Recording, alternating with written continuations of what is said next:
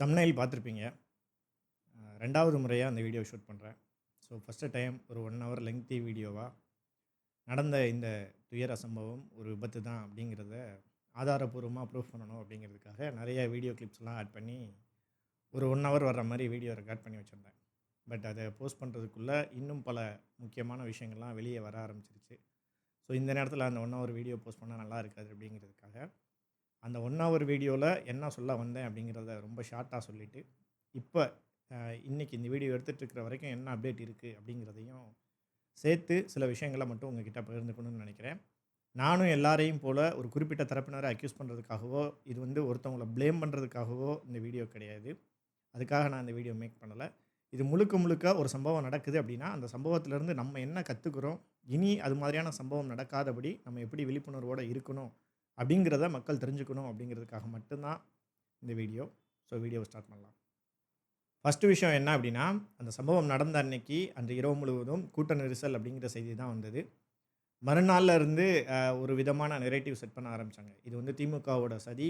இதுக்கு பின்னாடி செந்தில் பாலாஜி தான் இருக்காரு. அவர் தான் ஆட்கள செட் பண்ணி, இப்படி ஒரு கோர சம்பவத்த நிகழ்த்திட்டாரு அப்படிங்கிற மாரி நெறைய குற்றச்சாட்டுகள் எழுந்துட்டே இருந்தது. ஆனா, அடுத்தடுத்த நாட்கள் வரும்போது, இந்த இந்த முதல்ல இந்த 2வது நாள்ல எழுந்த குற்றச்சாட்ட அடிப்படையா வச்சு தான் பாரதிய ஜனதா கட்சியிலருந்து அதிமுக அ எடப்பாடி அவர்கள் வரைக்கும் இப்போ வந்து திமுக அரசுக்கு எதிராக பேச ஆரம்பிச்சிருக்காங்க. ஆனா, அந்த ஃபர்ஸ்ட்டு 2 நாள் இது ஒரு விபத்து அப்படிங்கிற மாரி தான் எல்லாருமே கடந்து போனாங்க. ஸோ, அந்த நரேட்டிவ் பொதுமக்கள் மத்தியில பெரிய அளவில போய் சேர்ந்த பின்னாடி, எல்லாருமே இது திமுகவோட சதி அப்படிங்கிற இடத்த நோக்கி நகர ஆரம்பிச்சாங்க. ஆனா, அடுத்தடுத்த நாட்கள்ல வெளிவந்த பல வீடியோ ஆதாரங்கள் மூலமா, இது சதிலாம் கிடையாது. இது தற்செயலா நடந்த விபத்து தான் அப்படிங்கிறது ப்ரூவ் ஆன பின்னாடி, கொஞ்சம் கொஞ்சம் இது மாதிரியான இந்த நரேட்டிவ் செட் பண்ற விஷயங்கள் கொஞ்சம் குறைஞ்சிருக்கு அப்படின்னே சொல்லலாம். ஸோ, இது ரிலேட்டடா நான் என்ன சொல்ல வந்தேன் அப்படின்னா, ஃபர்ஸ்ட்டு அந்த திட்டமிட்ட சதி அப்படின்னு சொல்றாங்க இல்லையா? அ அப்ப குறிப்பா செந்தில் பாலாஜி அவர்கள் மேல தான் பழி போட்டிருந்தாங்க. ஸோ, என்ன பொறுத்தளவுக்கு இது ஒரு பேசிக்கான விஷயம் தான். அரசியல் தெரிஞ்ச எல்லாருக்குமே தெரியும். எந்த ஒரு அரசியல்வாதியும் தான் சொந்த தொகுதிக்குட்பட்ட இடத்துல இது மாரியான ஒரு சம்பவத்த அ நடத்த அனுமதிக்கவே மாட்டாங்க. எந்த ஒரு முட்டாளும் இப்படி ஒரு செயல செய்ய மாட்டாங்க. ஏன்னா, அது அவருடைய தொகுதி. நாளைக்கு அவருக்கே அது ஒரு மிகப்பெரிய அளவுல பேக் ஃபயரா மாறிரும் அப்படின்றது தெரிஞ்சும், அந்த தொகுதியில ஒரு சின்ன கீறல் நடந்தாலும், ஒரு சின்ன பிரச்சனை நடந்தாலும், அதுக்கு நம்மள தான் குறை சொல்லுவாங்கன்னு தெரிஞ்சும், எந்த ஒரு அரசியல்வாதியும் இப்படி ஒரு முட்டாள்தனத்த செய்ய மாட்டாங்க. ஸோ, இது பேசிக்கான ஒரு விஷயம் தான். இது அரசியல் தெரிஞ்ச எல்லாருக்குமே நல்லா தெரியும். ஆனா, புதுசா அரசியலுக்குள்ள வர்றவங்களுக்கு இத தெரிஞ்சுக்க ரொம்ப நாள் ஆகும். பழிவாங்குறது அப்படின்னா, அதுக்கு நெறைய வழிமுறைகள் இருக்கு. யாரும் இப்படி ஒரு முட்டாள்தனமான விஷயத்த செய்ய மாட்டாங்க அப்படிங்கிறத புரிஞ்சுக்க கொஞ்சம் டைம் ஆக தான் செய்யும்.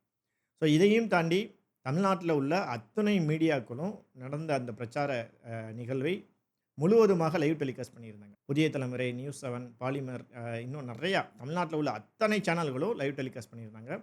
அந்த ரோட்ல டிராவல் பண்ணக்கூடிய டைம் வரைக்கும் அவங்க லைவ் டெலிகாஸ்ட் பண்ணியிருந்தாங்க அப்படின்னும்போது, இத்தனை ஊடகங்கள் லைவ் டெலிகாஸ்ட் பண்ணிக்கிட்டு இருக்கும்போது, அங்க வந்திருந்த கூட்டத்தில ஒரு 100% 80% பேர் தங்களுடைய கைகள்ல இருந்த செல்ஃபோன எடுத்து அந்த நிகழ்வ விஜய் அவர்கள் பேசின அந்த நிகழ்வ ரெக்கார்ட் பண்ணிக்கிட்டு இருந்தாங்க அப்படின்னும்போது, இத்தனை கண்கள் பார்க்கும்போது யாரும் இப்படி ஒரு முட்டாள்தனமான விஷயத்த செய்ய மாட்டாங்க.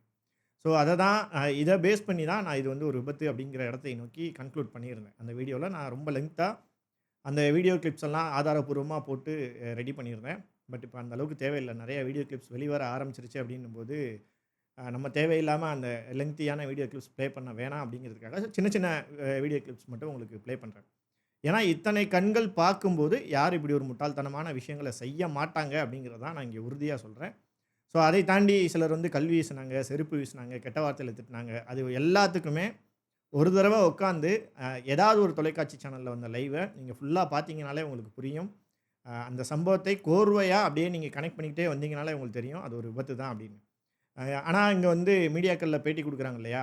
ஒரு நரேட்டிவ் செட் பண்றாங்க, ஒரு ஸ்டோரி சொல்றாங்க இல்லையா? அந்த ஸ்டோரீஸ் எல்லாமே உண்மையிலேயே அந்த லைவ நீங்க ஃபுல்லா பார்த்தீங்க அப்படின்னா, அந்த லைவ்ல நடந்த நிகழ்வோட இவங்க சொல்ற ஸ்டோரீஸ் வந்து எக்ஸாக்ட்டா மேட்ச் ஆகாது. ஒரு முன்னுக்கு பின் முரணான தகவல சொல்லுவாங்க. அதுக்காக பொய் சொல்றாங்கன்னு சொல்லல. ஒரு சம்பவத்த முன்னாடி நடந்ததா சொல்லியிருப்பாங்க. இன்னொரு சம்பவத்த பின்னாடி நடந்ததா சொல்லியிருப்பாங்க. மாத்தி சொல்லியிருப்பாங்க. சிலர்லாம் சொன்னாங்க, "எடுத்த உடனேயே கூட்டத்துக்குள்ள ஒரு 20 ஆம்புலன்ஸ் வந்துச்சு" அப்படின்னாங்க. ஆனா ஆக்சுவலா விஜய் பிரச்சாரம்லாம் முடிஞ்சு, பேசி முடிச்ச பின்னாடி தான் அடுக்கடுக்கா அந்த இடத்தை நோக்கி ஆம்புலன்ஸ் வர ஆரம்பிக்குது. அதே மாரி அந்த இடத்துல காவல்துறையினர் இருந்து தான் அ தொ தொடர்பு கொண்டு தான் ஆம்புலன்ஸஸ அந்த இடத்துல வர வைக்கிறாங்களே தவிர்த்து, எதார்த்தமா கூட்டத்துக்குள்ள ஒரு திட்டமிட்டு அப்படிலாம் வந்து ஆம்புலன்ஸ் உள்ள வரல. ஸோ அவங்க மயங்கி விழக்கூடிய அந்த இடங்கள், அந்த வீடியோஸ்லாம் நீங்க நல்லா டீட்டெயிலா ஒரு தடவ அந்த லைவ் டெலிகாஸ்ட் பண்ணப்பட்ட அந்த நிகழ்வை கொஞ்சம் டீட்டெயிலா பார்த்தீங்கனாலே எல்லாருக்குமே புரியும். ஒரு சேனலுடைய கேமரா ஒரு வியூல இருக்கு அப்டின்னா, இன்னொரு சேனலுடைய கேமரா வியூல பார்த்தீங்கன்னா, அது ஆப்போசிட் சைடு காட்டும். அதில உங்களுக்கு இன்னும் தெளிவா புரியும் அப்டிங்கிறதுனால, அந்த வீடியோ கிளிப்ஸ்லாம் இங்க ப்ளே பண்ண வேணாம் அப்டின்னு நெனைக்கிறேன். ஸோ இதையெல்லாம் வச்சு தான் கன்க்ளூட் பண்ணி, நான் இது விபத்து தான் அப்டிங்கிற இடத்தை வந்து நோக்கி நகர வேண்டிய ஒரு சிச்சுவேஷன் ஏற்பட்டது. பட் இருந்தாலும் என்ன நடந்துச்சு அப்டிங்கிறத மட்டும் ஷார்ட்டா சொல்லிர்றேன். நீங்க அந்த வீடியோவ பாருங்க. நான் சொல்றத அப்டியே அதோட கம்பேர் பண்ணி பார்த்தீங்க அப்டின்னா, எக்ஸாக்ட்டா மேட்ச் ஆகும். ஸோ கரூருக்குள்ள என்டர் ஆகும்போதே பைபாஸ்லயே கட்டுக்கடங்காத கூட்டம். கரூருக்குள்ள என்டர் ஆகும்போது, அந்த 4 வேலருந்து கீழ இறங்கி டர்ன் ஆகும்போதே, பல்லாயிரக்கணக்கான தொண்டர்கள் அங்கே கூடியிருந்தாங்க. கூட்டத்த கட்டுப்படுத்த முடியல அப்படிங்கிறத, அங்க இருக்கக்கூடிய நிருபர்களே வந்து லைவ் டெலிகாஸ்ட் பண்ணிட்டு இருக்காங்க. ஸோ அதே டைமிங்ல அவர் கரூருக்குள்ள என்டர் ஆகும்போதே, இங்க பிரச்சாரத்துக்கு தேர்வு செய்யப்பட்ட இடமான வேலுச்சாமிபுரத்தில கூட்டம் நிரம்பி வழிய ஆரம்பிச்சுருச்சு. ஃபுல் ஆயிருச்சு. ஆல்ரெடி வேலுச்சாமிபுரம் அந்த சாலை முழுவதும் ஃபுல் ஆயிருச்சு. எல்லா வீடுகள்லயும், மாடிகள்லயும் மக்கள் வந்து கூட்டம் கூட்டமா உட்கார்ந்திருக்கிறத அந்த மாலை நேரத்திலேயே அங்கே மக்கள் கூட்டம் நிரம்பி வழிந்தத வந்து வீடியோக்குள்ள உங்களால பார்க்க முடியும். ஸோ ஏற்கனவே நிற்கக்கூட இடம் இல்லாம நிரம்பி வழியிற அந்த கூட்டத்தோட, இவர் கூட வந்த ஒரு பெரும் கூட்டமும் மெர்ஜ் ஆகும்போது சில தள்ளுமுள்ளு ஏற்படுது. அதெல்லாம் நீங்க அந்த லைவ் டெலிகாஸ்ட்ல அந்த வீடியோஸ்ல ரொம்ப டீட்டெயிலா பார்த்தீங்கன்னா, மக்கள் அப்படியே அலை அலையா மூவ் ஆகுறதெல்லாம் உங்களால பார்க்க முடியும். ட்ரோன் ஷாட் எடுத்திருப்பாங்க இல்லையா? அதில பார்த்தீங்கன்னா, மக்கள் அலை அலையாக அப்படியே மூவ் ஆகுறது, நெரிசல் ஏற்படுறது, ஒருத்தர ஒருத்தர் தள்ளுறது அதெல்லாம் நீங்க நல்லாவே பார்க்க முடியும். ஸோ இந்த 2 கூட்டமும் மெர்ஜ் ஆகுற இடத்துல, அந்த வாகனங்களுக்கு வழிவிட ஆரம்பிக்கிறாங்க இல்லையா? ஸோ அங்க தான் தள்ளு முள்ளு இன்னும் அதிகமாகுது. குறிப்பா விஜய் அவர்களுடைய பிரச்சார வாகனம் உள்ள வரணும். அதுவும் அந்த பர்ட்டிகுலர் பாயிண்ட்‌டுக்கு அந்த ஜெனரேட்டர் ரூம் இருக்கு இல்லையா?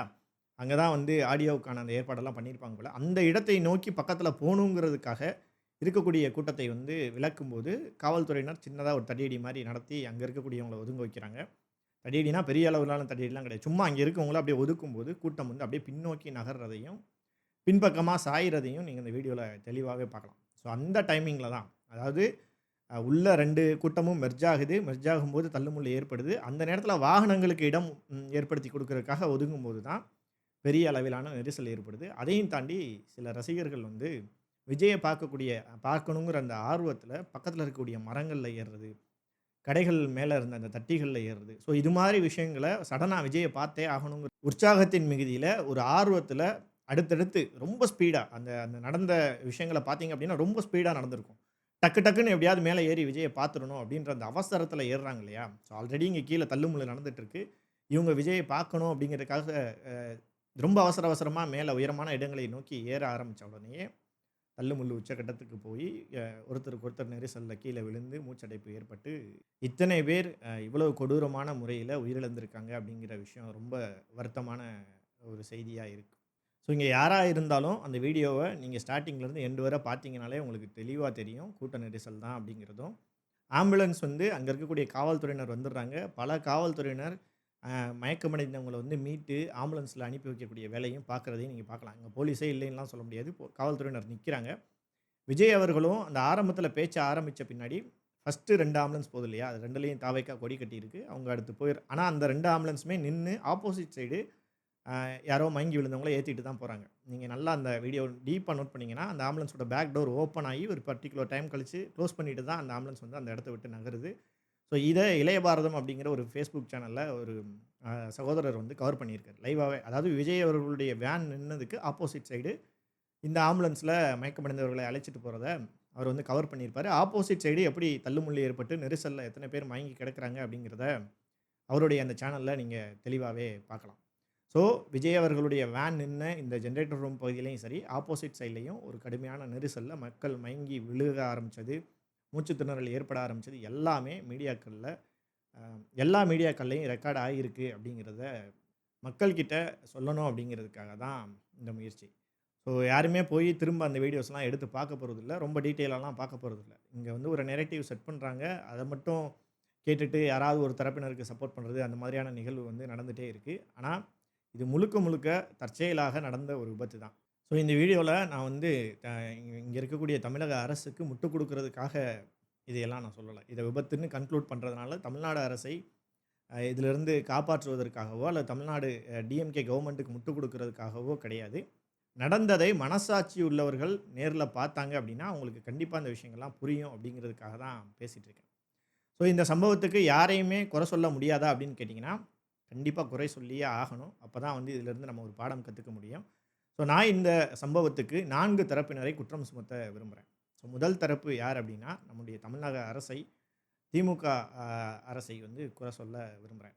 ஏன் அவங்கள குற்றம் சுமத்துறேன் அப்படின்னா, அவங்க பொதுவாவே அ மக்களை பத்தி யோசிக்கிறத விட, எதிர்க்கட்சிகள் நம்மள பத்தி என்ன பேசிருவாங்க, அவங்கள எப்படி எ சால்வ் பண்றது, அவங்களுக்கு எப்படி பதில் குடுக்குறதுன்றத பத்தி மட்டும் தான் கவனம் செலுத்துறாங்களே தவிர, நம்ம மக்களுக்கு செய்ய வேண்டியதை செய்வோம், மக்கள் நம்ம பக்கம் நிப்பாங்க அப்படிங்கிற நம்பிக்கைய இழந்த மாதிரி எனக்கு தெரியுது. சமீப நாட்களா அவங்க பண்ணக்கூடிய எல்லா விஷயங்களையும் பார்த்தீங்க அப்படின்னா, ஒரு தவறு நடக்குது அப்படின்னா, அதிலிருந்து தங்களை தற்காத்துக் கொள்றதுக்கு, தங்களை வந்து சுத்தப்படுத்திக் கொள்வதற்கு தான் முயற்சிக்கிறாங்களே தவிர்த்து, அவங்களுமே நடந்த தப்புக்கு, ஆமா நாங்களுமே இந்த தவறு பண்ணிட்டோம் அப்படின்றத உணரக்கூடிய இடத்துல அவங்களுமே இல்ல. அதிலேயும் குறிப்பா எதிர்க்கட்சிகள் ஏதாவது விமர்சனம் வைக்கிறாங்கன்னா, அ அதற்கு பதில் சொல்றதுக்கு தான் ரொம்ப முக்கியத்துவம் குடுக்குறாங்க. அதுவும் குறிப்பா சோசியல் மீடியாஸ்ல ஏதாவது கருத்து உருவாக்கம் அவங்களுக்கு எதிரா வந்துருச்சு அப்படின்னா, அதுக்கெல்லாம் உட்காந்து கருத்து சொல்லிக்கிட்டு இருக்காங்க. அதுதான் எனக்கு ரொம்ப வேதனையான ஒரு விஷயமா இருக்கு. ஒரு மக்களால தேர்ந்தெடுக்கப்பட்ட அரசு, மக்களுக்கான பிரச்சனைகளை பத்தி மட்டும் தான் யோசிக்கணும். மக்களுடைய நன்மைகளை பத்தி மட்டும் தான் யோசிக்கணுமே தவிர்த்து, சோசியல் மீடியால பேசுறவங்களுக்கெல்லாம் உட்கார்ந்து ரெஸ்பான்ஸ் பண்ணிட்டு இருந்தாங்க அப்படின்னா, சோசியல் மீடியால ஆல்ரெடி அதுவுமே ஒரு பெரிய பிசினஸ் ஆயிருச்சு. ஒரு குறிப்பிட்ட தரப்பினர் வந்து அவங்களுக்கு தேவையான ஆட்களை வைத்து, தேவையான கருத்துக்களை பரப்புறாங்க அப்படின்றது நல்லாவே தெரியுது. தெரிஞ்சும் சோசியல் மீடியாவுக்கெல்லாம் அவங்க பெரிய அளவுல முக்கியத்துவம் குடுக்குறது ரொம்ப வேதனையான ஒரு விஷயமா இருக்கு. ஸோ, இப்ப இந்த சம்பவத்துலலாம் பார்த்தீங்க அப்படின்னா, விஜய் அவர்களுடைய ஆரம்ப கட்ட பிரச்சாரத்திலிருந்தே அவங்க ரூல்ஸ வந்து ரொம்ப ஸ்ட்ரிக்ட்டா ஃபாலோ பண்ணியிருந்தாங்கன்னா, இப்படிதான் இந்த இடத்துல தான் கலந்துக்கணும், இவ்வளோ தான் கலந்துக்கணும், காவல்துறையினர வச்சு அந்த கூட்டத்தை கட்டுப்படுத்தி மேலலாம் ஏறக்கூடாதுன்னு ஸ்டார்ட்டிங்ல இருந்தே சாட்டைய சுழட்டியிருந்தாங்க அப்படின்னா, இவ்வளவு ஒரு கோர சம்பவம் நடந்திருக்காது. நான் அந்த இடத்துல இந்த சம்பவம் நடக்கும்போது நான் ரொம்ப டீப்பா திரும்ப திரும்ப அந்த வீடியோவ போட்டு பார்க்குறேன். அங்க இருக்கக்கூடிய தொண்டர்கள் விஜய பார்க்கணுங்கிற ஆர்வத்துல அந்த வேகமா ஏறுறாங்க இல்லையா? அந்த செகண்ட் தான் மிகப்பெரிய அளவிலான தள்ளுமுள்ளே ஏற்படுது. ஸோ அந்த ரசிகர்களுடைய ஆர்வ கோளாறுனால மட்டும் தான் இந்த சம்பவம் நடந்திருக்கு. இந்த சம்பவத்துக்கு விஜயவோ, அரசையோ வேற யார சொல்றதுலயும் எந்த பிரயோஜனமும் இல்ல. அந்த ரசிகர்களுடைய ஆர்வ கோளாறு இருக்கு இல்லையா? விஜய பார்க்கணும். அதுவும் இப்ப இருக்கக்கூடிய ஜெனரேஷன் இளைய தலைமுறையினர் உங்கள என்ன சொல்றதுன்னு தெரியல. ஸோ அவங்களுடைய ஆர்வக் கோளாறு தான் இந்த விபத்து நடந்ததுக்கு காரணமே. நெறைய பேர் பேட்டி குடுத்துருப்பாங்க. என் மேல ஏறிக்கிட்டு ஓடுறாங்க. நான் கீழ விழுந்துட்டேன். என் மேல ஏறிட்டு போறாங்க விஜய பார்க்கணும் அப்படின்னு. அதே மாரி ஒரு சம்பவம் நடக்குது. ஆட்கள் மயங்கி கிடக்காங்க. அங்க இருக்கக்கூடிய அந்த சின்ன பசங்க, இளைய வாலிபர்கள் வந்து கொஞ்சம் கூட அத கேர் பண்ணாம விஜய பார்த்துட்டு கை தட்டிட்டு இருக்காங்க. சிலர் வந்து அந்த கீழ விழுந்த மக்களுக்காக உதவி செய்றதையும் நம்மளால பார்க்க முடிஞ்சது. ஆனா பலர் மேல ஏறி, மாடியில ஏறி உட்காந்துட்டு விஜய பார்க்கறதுல தான் கவனம் செலுத்துனாங்க அப்படிங்கிறது ரொம்ப வேதனையான ஒரு விஷயம். ஸோ இப்படிப்பட்ட கட்டுப்பாடற்ற அ முறையை வந்து அந்த இளைஞர்கள் ஃபாலோ பண்ணும்போது, காவல்துறையினர் சாட்டையை சுழற்றி ஆரம்பத்திலேயே அவங்கள ஒழுங்குபடுத்தியிருந்தா, நான் இந்த மீட்டிங்ல நடக்கிறத மட்டும் சொல்லல. ஒட்டுமொத்தமா தமிழ்நாட்டில நடக்கக்கூடிய எல்லா நிகழ்வுகள்லயும் இளைஞர்கள் இது மாதிரி ரொம்ப அத்துமீறக்கூடிய சம்பவம் நடந்துட்டு தான் இருக்கு அப்படின்னும்போது, காவல்துறையினர் ஆரம்பத்திலிருந்தே சாட்டையை சுழற்றி ஒரு ஒழுக்கத்தை, ஒரு கட்டுப்பாடை ஏற்படுத்தி இருக்கணும். ஆனா அவங்க வந்து எதிர்க்கட்சிகள் ஏதாவது அத வச்சு அரசியல் பண்ணிருவாங்க. ஏதாவது நம்ம மேல குறை சொல்லிருவாங்க அப்படிங்கிறதுக்காகவே, ஒவ்வொரு விஷயமா விட்டு குடுத்து எதிர்க்கட்சிகளுக்கு பதில் சொல்லியே அவர்களுடைய நேரத்தை வந்து செலவிட்டுட்டு இருக்கிறதுனால, இந்த மாரி விஷயங்கள் ஒரு கட்டுப்பாடற்ற இடத்தை நோக்கி நகர்ந்து வந்து இன்னைக்கு நிக்கிது. இப்படி ஒரு கோர சம்பவத்தில வந்து முடிஞ்சிருக்கு. ஸோ இந்த வீடியோ வழியா நான் தமிழ்நாடு அரச ஒண்ணே ஒண்ணு தான் கேட்டுக்கிறேன்.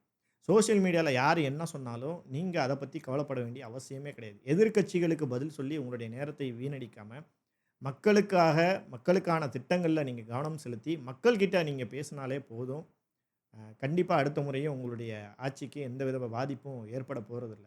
அத விட்டுட்டு நீங்க எதிர்க்கட்சிகளுக்கு பதில் சொல்றதுலயும், சோசியல் மீடியால வரக்கூடிய விமர்சனங்களுக்கு பதில் சொல்றதுலயும் டைம் ஸ்பெண்ட் பண்ணீங்க அப்டின்னா, நீங்க பயந்த மாதிரியே உங்களுக்கு நடக்கிறதுக்கான சான்ஸஸும் அதிகமா இருக்கு. சோசியல் மீடியால ஒருத்தவங்க விமர்சனம் வைக்கிறாங்க அப்டின்னா, அத சோசியல் மீடியால இருக்கக்கூடிய உங்களுடைய கட்சி சார்ந்த நபர்களை வைத்து தான் நீங்க பதில் சொல்லணுமே தவிர்த்து, நேரடியா பதில் சொல்ல வேண்டிய அவசியமே கிடையாது. அதுவும் குறிப்பா இந்த சம்பவத்தில எத்தன பிரஸ் மீட்டு தலைமைச் செயலாளர்லேருந்து, ஏடிஜிபியிலிருந்து செந்தில் பாலாஜி அவர்கள் உட்கார்ந்து விளக்கம் குடுக்குறாரு. இப்படி ஒவ்வொரு ஆளா அந்த இன்ஜினியர் ஈபி டிபார்ட்மெண்ட்ல இருக்க இன்ஜினியர்லேருந்து ஒவ்வொரு ஆளா இவ்வளோ பெரிய விளக்கம் தேவையில்ல. ஒட்டுமொத்த தமிழ்நாடும் பார்க்குற மாரி லைவ் டெலிகாஸ்ட் பண்ணப்பட்ட ஒரு நிகழ்ச்சி. உட்கார்ந்து பார்த்தா தெரிஞ்சிரும். இது ஒரு விபத்து தான் அப்படின்னு. ஆனா இத்தன தடவ உட்கார்ந்து பதில் சொல்ல வேண்டிய அவசியமே கிடையாது. ஆனா அவங்க வந்து தங்களுடைய கடமைய செஞ்சு, தங்கள் மேல எந்த குற்றமும் சுமத்தப்படக்கூடாது அப்படிங்கிறதுக்காக அந்த வேலையெல்லாம் செஞ்சாங்க. பட் இனிமே தமிழ்நாடு கவர்மெண்ட் கிட்ட ஒரு ரெக்வெஸ்ட் வச்சுக்கிறேன். தயவு செஞ்சு மக்கள பத்தி சிந்திங்க. எதிர்க்கட்சிகளை பற்றி மாத்திரமே சிந்திச்சீங்க அப்படின்னா, மக்கள் கிட்ட உங்களுடைய அந்த மக்கள் உங்கள் மீது வைத்திருக்கக்கூடிய நம்பிக்கையை இழந்து விடுவார்கள் அப்படிங்கிறத மட்டும் ஒரு ரெக்வெஸ்ட்டா வச்சுக்கிறேன். ஸோ 2வதாக யாரை குற்றம் சுமத்த விரும்புகிறேன் அப்படின்னா, நடிகர் விஜய் அவர்களையும் அவருடைய கட்சியினரையும் குற்றம் சுமத்த விரும்புகிறேன். ஸோ விஜய் அவர்கள் அரசியலுக்கு வரும்போது பயங்கரமான விமர்சனங்கள் திமுக தரப்பிலும், நாம் தமிழர் கட்சி தரப்பிலும் வைக்கப்பட்டபோது, விஜய் அவர்களுக்கு ஆதரவா இப்போ தான் அவர் அரசியலுக்கு வந்திருக்காரு, கொஞ்சம் கொஞ்சமா கத்துப்பாரு அப்படின்னு நான் ஒரு வீடியோ போட்டிருக்கேன். என்னுடைய சேனல்ல இன்னும் இருக்கு. நீங்க வேணா போய் செக் பண்ணி பார்க்கலாம். ஸோ அவர் வந்து அரசியலுக்குள்ள இப்போ தான் புதுசா வர்றாரு, கொஞ்சம் கொஞ்சமா கத்துப்பாரு.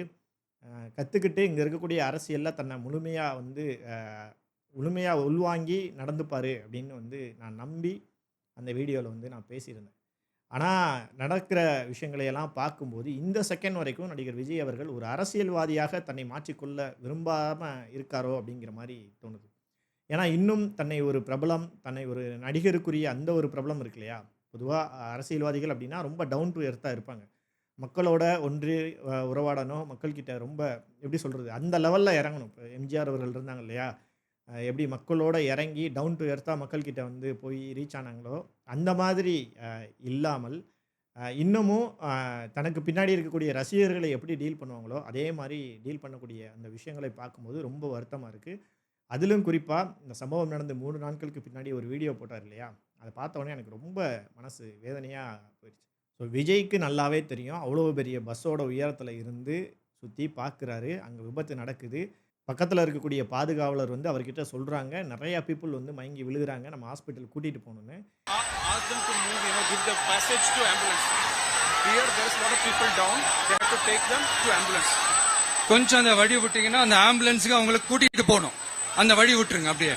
எல்லாத்தையும் கேட்டுட்டும் அவங்களுக்கு தண்ணி பாட்டில் குடுத்துட்டு, நான் கன்டின்யூ பண்ணலாமான்னு சொல்லிட்டு பேசி அந்த பாட்ட பாடி தான் நான் முடிப்பேன்னு முடிச்சாரு இல்லையா? ஸோ அங்கேயே எனக்கு ஒரு மாதிரி ஆயிருச்சு. அத தாண்டி இந்த 3வது நாள் வெளியிட்ட வீடியோல அவருக்கு மேல இருந்து பார்த்தவருக்கு நல்லாவே தெரியும். அது நெரிசல்ல ஏற்பட்ட மரணங்கள் தான். அவர் கண்ணு முன்னாடி அத்தன பேர தூக்கிட்டு போறாங்கன்னு நல்லா தெரிஞ்சும், ஒரு தலைவனா இருக்கிறவரு முதல்ல அந்த தவறுக்கு முதல்ல வந்து வருந்தணும். அத முதல்ல அக்செப்ட் பண்ணணும். என்னால தான் அப்படி ஆயிருச்சு. ஏன்னா, அங்க வந்த ஒவ்வொருத்தரும் அங்க அந்த கட்சிக்காக வரல. விஜய் அப்படிங்கிற தனிநபருக்காக மட்டும் தான் அந்த இடத்துல அவ்வளோ பெரிய கூட்டம் கூடுச்சு அப்படின்னும்போது, விஜய் அவர்கள் முதல்ல அந்த விஷயத்துக்கு பொறுப்பேற்று அவர் தான் தார்மீக பொறுப்பேற்கணும். அவர் அந்த விஷயத்துக்காக முதல்ல உயிரிழந்த மக்கள்கிட்டயும், அவங்க குடும்பத்துக்கிட்டயும் மன்னிப்பு கேட்டு அந்த வீடியோவ வெளியிட்டிருந்தாரு அப்படின்னா, உண்மையிலேயே பாராட்டப்படக்கூடிய ஒரு விஷயமா இருந்திருக்கும். ஆனா, அவர் அந்த வீடியோல கூட சினிமேட்டிக்கலா அ அரசியல் ரீதியாக பேசுறத பார்க்கும்போது ரொம்ப வருத்தமா இருந்தது. இவர் இன்னும் சினிமா உலகத்திலேயே இன்னும் இருக்காரு அப்படின்றத நினைக்கும்போது ரொம்ப வேதனையா இருக்கு. ஸோ இப்படிப்பட்ட ஒருத்தரை நம்பி இவ்வளவு பெரிய இளைஞர் கூட்டம் போகுதே, இது இது நம்முடைய சமூகத்துக்கு என்ன மாதிரியான ஒரு பின்விளைவை ஏற்படுத்தும் அப்படின்னு நினைக்கும்போது ரொம்ப வருத்தமாகவும், வேதனையாகவும் இருக்கு. ஸோ விஜய் அவர்கள் இந்த சம்பவத்தை முதல்ல அக்செப்ட் பண்ணி, நடந்த தவறுக்கு அவரும் ஒரு காரணம் அப்படிங்கிறத முதல்ல அக்செப்ட் பண்ணி, உயிரிழந்த குடும்பத்தாரிடம் அவர் முதல்ல மன்னிப்பு கேட்டு, அவருடைய தொண்டர்களிடம் மன்னிப்பு கேட்டு, இந்த விஷயத்த கடந்து போனா மட்டும் தான், இன்னும் அடுத்தடுத்து அவருடைய அரசியல் வாழ்க்கையில இன்னும் நிறைய விஷயங்கள கத்துக்கிட்டு, அடுத்த இடத்தை நோக்கி போக முடியும். இந்த மாரி ஒரு கார்ப்பரேட் கம்பெனிஸ்னால வழிநடத்தப்படக்கூடிய ஒரு எப்படி சொல்றது? எல்லாமே ஸ்கிரிப்ட் எழுதி, ஒரு பிளான் பண்ணி நடந்தா எப்படி இருக்கும்? ஸோ அந்த மாதிரி ஒரு சம்பவம் நடக்குது. எழுதி குடுக்குறது தான் பேசுவாரு அப்படின்னா வந்து, அது வந்து மக்கள் மத்தியில ரொம்ப நாளைக்கு எடுபடாது அப்படிங்கிறது தான் உண்மை. இப்ப இருக்கக்கூடிய இளைஞர்கள் சினிமா மோகத்தில, சினிமா கவர்ச்சியில இருக்கக்கூடிய இளைஞர்கள் வேணா இப்ப பின்னாடி போவாங்க. ஆனா ஒரு ஸ்டேஜுக்கு மேல மக்கள் கிட்ட அவர் எடுபடாம போயிருவாரு அப்படிங்கிறதுனால, முதல்ல அவர் இந்த சினிமா கவர்ச்சி அப்படிங்கிற இடத்தை விட்டு நகர்ந்து, மக்களுக்காக உண்மையிலேயே நல்லது செய்ய வந்தாரு அப்படின்னா, மக்களை நோக்கி நகரணும். மக்களுடைய உணர்வுகளை நோக்கி நகர்ந்தா மட்டும் தான், அடுத்து அவர் அரசியல்ல நிலைச்சு நிக்க முடியும். 3வது தரப்பா நான் யார அக்யூஸ் பண்ண விரும்புறேன், குற்றம் சுமத்த விரும்புறேன் அப்படின்னா, மக்களாகிய உங்களை தான் நான் அக்யூஸ் பண்ண விரும்புறேன். இப்ப நீங்க என்ன மாதிரியான ஒரு வாழ்க்கை முறையை நோக்கி போய்க்கிட்டு இருக்கீங்க அப்படின்னே எனக்கு புரியல. நடிகர்கள் பின்னாடி பெருங்கூட்டமா திரள்றீங்க. நடிகைகள் பின்னாடி திரள்றீங்க. இதே இடத்துல ஒரு நடிகை வந்தாலும் அந்த இடத்துல அவ்வளோ பேர் கூடியிருப்பீங்க. யூடியூபர்ஸ் பின்னாடி ஆயிரக்கணக்கில திரள்றீங்க. யூடியூபர்ஸ்லாம் அந்த சமூகத்துக்கு என்ன நன்மை பண்ணிட்டாங்கன்னு, நீங்க அவங்க பின்னாடியெல்லாம் போறீங்க அப்படின்றது எனக்கு புரியல. சாமி கும்பிட ஒரு பெருங்கூட்டம். அதாவது சரி ஒரு பக்தி அப்படின்னு ஒரு வகையில எடுத்துக்கலாம். ஆனா அந்த நடிகர்கள் பின்னாடி போறது, யூடியூபர்ஸ் பின்னாடி போறது, அதிலேயும் ஆபாச வீடியோக்கள் போடக்கூடிய நபர்கள் பின்னாடிலாம் போறீங்க அப்படின்னா, எதை நோக்கி இந்த சமூகத்த நகர்த்துறீங்க அப்படிங்கிறது எனக்கு புரியல. இது ரொம்ப ரொம்ப ஆபத்தானது. எதிர்கால தலைமுறைய பாழ்படுத்தி, அவங்களுடைய வாழ்க்கையவே அழிவுக்குள்ள கொண்டு போயிரும் அப்படிங்கிறத மட்டும் இந்த இடத்துல நான் பதிவு பண்ணிக்க விரும்புறேன்.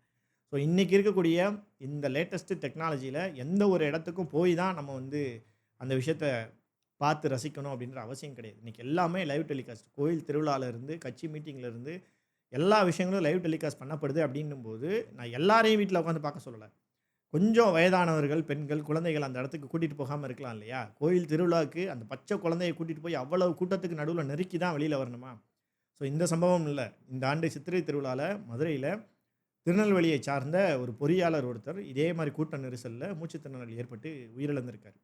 ஸோ இது மாரி தமிழ்நாட்டுல அங்கங்க கோவில் திருவிழாக்கள்லயும், சில கட்சி மீட்டிங்லயும் அங்கங்க சில சில சம்பவங்கள் நடந்துட்டு தான் இருக்கு.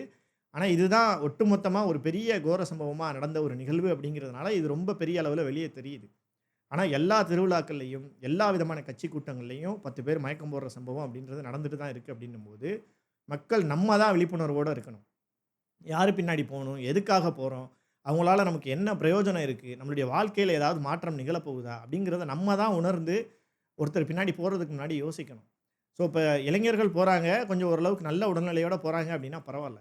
அதுவும் கொரோனாவுக்கு பின்னாடி இங்க பலருக்கும் சுவாசம் சம்மந்தமான தொற்றுகள், அந்த சுவாசம் சம்மந்தமா நெறைய வியாதிகள் வந்து அடுத்தடுத்து வந்துட்டே இருக்கு அப்படின்னும்போது, நம்ம இதெல்லாம் அவாய்ட் பண்ணி தான் ஆகணும்.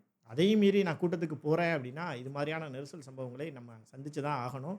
அதில சில நேரங்கள்ல உயிரிழப்புகள் கூட ஏற்படலாம் அப்படிங்கிறத மைண்ட்ல வச்சுட்டு, மக்கள் குறிப்பா பெண்களும், குழந்தைகளும் இது மாரியான கூட்டங்களுக்கு போறத தயவு செஞ்சு அவாய்ட் பண்ணுங்க. ஒரு உயிர் வர்றது அப்படிங்கிறது சாதாரணமான விஷயம் கிடையாது. இன்னைக்கு எத்தனையோ பேர் குழந்தைகள் இல்லாம, குழந்தைகள் நல மருத்துவமனைகளை நோக்கி பல லட்சங்களை செலவழிச்சு குழந்தைகளுக்காக காத்துக்கிட்டு இருக்காங்க அப்படின்னும்போது, உங்களுக்கு கடவுள் கொடுத்த இந்த உயிரை ரொம்ப துச்சமா, ஆனா ரொம்ப அசால்ட்டா நீங்க வந்து டீல் பண்ணி, இந்த மாரி விஷயங்கள்ல வந்து ஒரு உயிரிழப்பு ஏற்படுது அப்படின்னா, அது முழுக்க முழுக்க மக்களாகிய நம்முடைய முட்டாள்தனம். என்னையும் சேர்த்து தான் சொல்றேன். நானும் இது மாதிரியான விஷயங்களுக்கு போகக்கூடாது தான். நானும் அவாய்ட் பண்ண தான் செய்யணும். ஸோ, எனக்குமே இந்த அட்வைஸ நான் எடுத்துக்கிறேன். இந்த சம்பவத்திலிருந்து நானுமே ஒரு விஷயத்த கத்துக்கிட்டேன். இனிமே இது மாரி ரொம்ப நெரிசலா இருக்கக்கூடிய இடத்தை நோக்கி போகக்கூடாது. அதுவும் இது மாதிரி குளோஸ்டான ஒரு ரோடு இருக்கு இல்லையா? ஸோ, ஒரு வென்டிலேஷன் இருக்கு. நெறைய தெருக்கள் போகுது அப்படின்னா, அந்த இடத்துல போகலாம். ஏதாவது ஒரு தெருக்கள் வழியா கொஞ்சம் வென்டிலேஷன் கிடைக்கும். ஓரளவுக்கு சுவாசிக்க முடியும். ரொம்ப குளோஸ்டா, ரொம்ப அடர்த்தியா 2 சைடு கடைகள் இருக்கக்கூடிய பகுதியை நோக்கி போகக்கூடாது அப்படிங்கிறத நானுமே கத்துக்கிறேன். ஸோ, மக்களாகிய நீங்களும் தயவு செஞ்சு கவனமா இருங்க. குறிப்பா, அவன் வந்தா மாறிரும், இவன் வந்தா மாறிருங்கிற அந்த எண்ணத்த மட்டும் தயவு செஞ்சு தூக்கி குப்பையில போட்டுருங்க. இங்க எவன் வந்தாலும் மக்களாகிய நம்முடைய வாழ்க்கை துளி கூட மாறப்போறது இல்லை அப்படிங்கிறத மைண்ட்ல வச்சுக்கோங்க. இங்க யாருமே மக்களுக்கு சேவை செய்வதற்காக அரசியலுக்கு வரல. நான் லாஸ்ட்டா ஒரு வீடியோலயே சொல்லியிருப்பேன். இங்க தலைவனாகுறதுக்கும், தன்னை நிலைநிறுத்திக்கிறதுக்கும், மக்களை வைத்து சம்பாதித்து, அவங்க தங்களை வளர்த்துக்கிறதுக்காகவும் மட்டும் தான் அரசியலுக்கு வர்றாங்க. ஸோ, நீங்க நடிகர் விஜய் அவர்களுடைய அரசியல் பிரவேசத்தையே நீங்க ஆரம்பத்திலிருந்து ரொம்ப டீப்பா வாட்ச் பண்ணீங்கன்னா தெரியும். ஒரு கார்ப்பரேட் மயமாவே இருக்கும். அந்த மீட்டிங் கட்சி அனவுன்ஸ் பண்ணதுலேருந்து, அந்த மீட்டிங் ஃபர்ஸ்ட் மீட்டிங் விக்கிரவாண்டியில ஆரம்பிச்சதுலேருந்து, மதுரை மீட்டிங்கா இருக்கட்டும், இந்த பிரச்சாரங்களா இருக்கட்டும், எல்லாம் ஏதோ ஒரு கம்பெனி ஆர்கனைஸ் பண்ணா எப்படி இருக்கும்? அது மாதிரியாவே இருக்கும். ஸோ, விஜய் அவர்கள் நெறைய பேர் வந்து தாவேகா ரசிகர்கள் என்ன சொல்லுவாங்கன்னா, "அண்ணன் மக்களுக்கு பயங்கரமா செய்றதுக்காக தான் வந்தாரு" அப்படின்னு. அதெல்லாம் ஒண்ணும் கிடையாது. பல லட்சங்களை, பல கோடிகளை விட்டுட்டு வர்றாரு அப்படின்னா, அரசியல் அதை விட வருமானம் தரக்கூடிய ஒரு விஷயமா இருக்கு அப்படிங்கிறதுனால தான் உங்க அண்ணன் வந்திருக்காருங்கிறத, இப்ப நான் சொன்னா என்னைய வந்து கடிச்சு கொதறுவீங்க. ஆனா காலம் வரும்போது நீங்களே புரிஞ்சுப்பீங்க. ஏன்னா, சினிமாவை விட, மற்ற தொழில்களை விட அரசியல் ஒரு மிகப்பெரிய லாபத்தை தரக்கூடிய ஒரு பிசினஸ். ஒரு பிசினஸ் தான் அது. அரசியலுங்கிறதுமே ஒரு பிசினஸ் தான். ஸோ, இங்க வரக்கூடிய யாரும் மக்களுக்கு நல்லது செய்ய போறதில்ல. அப்படிங்கிறத மைண்ட்ல வச்சுட்டு, அவன் வந்தா மாறிரும், இவன் வந்தா மாறிருங்கிற அந்த எண்ணத்தை தூக்கி குழி தோண்டி புதைச்சுட்டு உங்களுடைய வேலைகளை பார்க்க ஆரம்பிங்க. ஸோ, அது மாரி இந்த சோசியல் மீடியா இன்ஃப்ளூயன்சர்ஸ் பின்னாடி போறீங்க இல்லையா? அது ரொம்ப ரொம்ப முட்டாள்தனம். என்ன கேட்டீங்க அப்படின்னா, அவங்க அதாவது சினிமாவாவது ஏதோ ஒரு சினிமா கவர்ச்சி காலங்காலமா எம்ஜிஆர் காலத்திலருந்து நம்ம சினிமா அடிக்டடா இருக்கோம் அப்படிங்கிறதுனால ஓரளவுல ஏத்துக்கலாம். சோசியல் மீடியால இருக்கிறவங்க இன்ஃபர்மேஷன்ஸ் குடுக்குறாங்க. ஜஸ்ட் ஒரு இன்ஃபர்மேஷன். ஒரு நியூஸ் சேனல்ல ஒரு ரிப்போர்ட்டர் எப்படி நடந்த விஷயங்கள, சம்பவங்கள, செய்திகளா உங்கட்ட சொல்றாங்களோ, அது மாரி இந்த சோசியல் மீடியா இன்ஃப்ளூயன்சர்ஸ் நடந்த விஷயங்கள உங்ககிட்ட ஜஸ்ட் இன்ஃபர்மேஷன் குடுக்குறாங்க. ஸோ, அத எடுத்துக்கிட்டு அந்த இன்ஃபர்மேஷன உள்வாங்கி அத வந்து கடந்து போறது தான் வந்து நல்ல விஷயமே தவிர்த்து, அந்த இன்ஃப்ளூயன்சர தூக்கி வச்சு கொண்டாடுறது, அவனுக்கு ஒரு பிரச்சனைனா மாத்தி மாத்தி அடிச்சுக்கிறது, இதெல்லாம் வந்து அ இதெல்லாம் வந்து அறிவார்ந்த செயலே கிடையாது. அது முதல்ல நல்லா மைண்ட்ல வச்சுக்கங்க. என்னையும் சேர்த்து தான் சொல்றேன். நான் சோசியல் மீடியால பேசுறேன் அப்படிங்கிறதுக்காக எனக்கு அப்படியே சப்போர்ட் பண்ணிக்கிட்டு வாங்க அப்படின்லாம் நான் யாரையுமே கேட்க மாட்டேன். நான் என்னைக்குமே சோலோவா இருந்து, சோலோவா எல்லாத்துக்கும் எதிர்த்து நிற்கணும் அப்படிங்கிறது தான் என்னுடைய ஒரு மைண்ட் செட். ஸோ, அத தான் மக்களாகிய உங்ககிட்டயும் சொல்றேன். இந்த அரசியல்வாதிகளை நம்பி, சினிமா நடிகர்களை நம்பி, இந்த சோசியல் மீடியா இன்ஃப்ளூயன்சர்ஸை நம்பி உங்களுடைய பொன்னான நேரங்களையும், காலங்களையும் விரயமாக்காதீங்க. சில நேரங்கள்ல இப்படிப்பட்ட உயிரிழப்புகள் கூட ஏற்படலாம் அப்படிங்கிறத மைண்ட்ல வச்சுட்டு செயல்படுங்க. ஸோ 4வது தரப்பா நான் வந்து இங்க இருக்கக்கூடிய மீடியாக்களை குற்றம் சுமத்த கடமைப்பட்டிருக்கேன். ஏன் அப்படின்னா, நடந்த சம்பவத்தை முழுவதுமாக ரெக்கார்ட் பண்ண மீடியா டீம் இருக்கு இல்லையா? எல்லா தொலைக்காட்சி சார்பாவும் குறைஞ்சது ஒரு 10 நிருபர்களாவது ஸ்பாட்ல இருந்திருப்பாங்க. அதில ஒரு 5 கேமராமேன்ஸாவது இருந்திருப்பாங்க. எல்லா சம்பவங்களும் அங்கே வந்து ரெக்கார்ட் பண்ணப்பட்டு, அவங்க கிட்ட ஆதாரமா இருக்கு அப்படின்னும்போது, நடந்தது முழுக்க முழுக்க ஒரு விபத்து தான் அப்படிங்கிறது நல்லா தெரிஞ்சும், அவங்க வந்து இத்தனை நாட்கள் அமைதி காத்து, இந்த மாரி கான்ஸ்பிரசி தியரீஸ் உருவாகுறதுக்கும், இந்த மாரி நரேட்டிவ் செட் பண்றதுக்கும் அவங்க வழி ஏற்படுத்தி குடுக்குறாங்க அப்படின்னா, இத வந்து எப்படி சொல்றது அப்படின்னு எனக்கு தெரியல. ஸோ இந்த விஷயங்கள்ல மட்டும் இல்ல, இன்னும் நெறையா விஷயங்கள்ல இந்த சமூகத்துக்கு எதெல்லாம் ஆபத்தோ, இந்த சமூகத்தை சீர்கெடுக்கக்கூடிய விஷயங்கள் எதெல்லாமோ, அதையெல்லாம் தூக்கிட்டு வந்து ப்ரமோட் பண்ணி, அத மக்கள் மத்தியில ரீச் பண்றீங்க அப்படிங்கிறது ரொம்ப வருத்தத்திற்குரிய ஒரு விஷயமா இருக்கு. ஸோ இந்த சம்பவத்திலயுமே உங்க எல்லாருக்கும் தெரியும் இது ஒரு விபத்து தான் அப்படிங்கிறது எல்லாருடைய கேமராலயும் ரெக்கார்ட் பண்ணியிருக்கு. உங்க லைவ்ல பார்த்தாலே தெரியுது, அது ஒரு விபத்து தள்ளுமுள்ளு ஏற்படுது அப்படிங்கிறது நல்லாவே தெரியுது. தெரிஞ்சும் மீடியாக்கள் வாய் திறக்காம, எல்லா தரப்புலயும் ஆட்களை கூட்டிட்டு வந்து, அவங்கள பேச வச்சு, அவங்கள மோத வச்சு, அதில நீங்க சம்பாதிக்கணுமா? அதாவது ஒரு இறப்புல இருந்து தான் நீங்க கன்டென்ட் தேடணுமா? அப்படின்ற கேள்வி எழுது இல்லையா? இப்போ நீங்க ஒரு நல்ல விஷயங்கள்ல இருந்து நீங்க எவ்வளோ வேணாலும் கன்டென்ட் எடுத்து நீங்க என்ன வேணாலும் டெலிகாஸ்ட் பண்ணலாம். ஆனா இறப்புகள்ல போய் நீங்க கன்டென்ட் குறிப்பா ரோபோ சங்கர் அவருடைய இறப்புல போய் கன்டென்ட் தேடுறீங்க. யார் இறந்தாலும் ஒருத்தருடைய இறப்புலயும் கன்டென்ட் தேட ஆரம்பிக்கிறது எனக்கு ரொம்ப வருத்தத்திற்குரிய ஒரு விஷயமா இருக்கு. ஸோ மீடியாக்கள் கொஞ்சமாவது சோசியல் ரெஸ்பான்சிபிலிட்டீஸோட நடந்துக்கணும். இத கடந்த வீடியோக்கள்லயுமே சொல்லியிருக்கேன். ஸோ தயவு செஞ்சு இந்த மாரி ஒருத்தருடைய இறப்புகள்ல கன்டென்ட் தேடாதீங்க. நம்ம சொன்னாலாம் கேட்க போறது கிடையாது. அது அது பாட்டுக்கு நடந்துட்டு தான் இருக்க போது. ஏன்னா மீடியாவும் இன்னைக்கு ஒரு பெரிய பிசினஸ். அரசியல் எப்படி ஒரு பிசினஸோ, ஆ அதே மாதிரி மீடியாவும் இன்னைக்கு ஒரு மிகப்பெரிய பிசினஸா மாறிருச்சு அப்படின்னும்போது, அவங்க லாப நோக்கத்தை பத்தி மட்டும் தான் யோசிப்பாங்க. அதிலேயும் மீடியாஸ் 2 பல பிரிவுகளா இருக்காங்க. ஆளுங்கட்சிக்கு ஒருத்தர் சப்போர்ட்டு, எதிர்க்கட்சிக்கு ஒருத்தர் சப்போர்ட்டு, அதில ஒருத்தர் ஒரு நடிகருக்கு சப்போர்ட்டு. அந்த மாரி பல பிரிவுகளா இருக்காங்க அப்படின்னும்போது, அவங்க லாப நோக்கத்தோட தான் செயல்படுவாங்க. அவங்க கிட்ட இதெல்லாம் எதிர்பார்க்க முடியாது. இருந்தாலும் மீடியாக்களும் இதுக்கு பொறுப்பு அப்படிங்கிறதையும் இந்த இடத்துல நான் பதிவு பண்ணிட்டு, ஸோ இந்த 4 தரப்பினரும் தங்களுடைய தவறுகளை உணர்ந்து, அதை சரி செய்தால் மட்டுமே இது போன்ற சம்பவங்கள் நடைபெறாமல் இனி தடுக்க முடியும் அப்படிங்கிறத இந்த இடத்துல உங்ககிட்ட சொல்லிட்டு இந்த வீடியோவ முடிக்கலாம் அப்படின்னு நினைக்கிறேன். ஸோ கரூர்ல நடந்த இந்த கோர சம்பவத்திற்கு நடிகர் விஜய் அவர்கள் முதல்ல தார்மீக பொறுப்பேற்று, மக்கள் கிட்ட உயிரிழந்த குடும்பத்தினர்கிட்ட மன்னிப்பு கேட்டு, தன்னுடைய ரசிகர்கள் கிட்டயும் மன்னிப்பு கேட்டு, தன்னுடைய ரசிகர்களை நெறிப்படுத்தக்கூடிய வேலைய கண்டிப்பா செய்யணும். இனிமே எந்த கூட்டம் போட்டாலும் அதுக்கு வாலண்டியர்ஸ் முதல்ல ஏற்பாடு பண்ணி, ஒரு 500லேருந்து 1000 வாலண்டியர்ஸாவது ஏற்பாடு பண்ணி, கூட்டத்த கண்ட்ரோல் பண்ணக்கூடிய அந்த ட்ரெய்னிங் முதல்ல அவங்களுக்கு குடுத்துட்டு, அதுக்கப்புறமா அவர் மக்கள் சந்திப்பை வந்து நிகழ்த்தினா நல்லாயிருக்கும் அப்படிங்கிறத இந்த வீடியோ வழியா சொல்லிட்டு, இந்த வீடியோவ முடிக்கிறேன். மீண்டும் வேறொரு வீடியோல வேறொரு டாபிக்ல உங்கள சந்திக்கிறேன். நன்றி.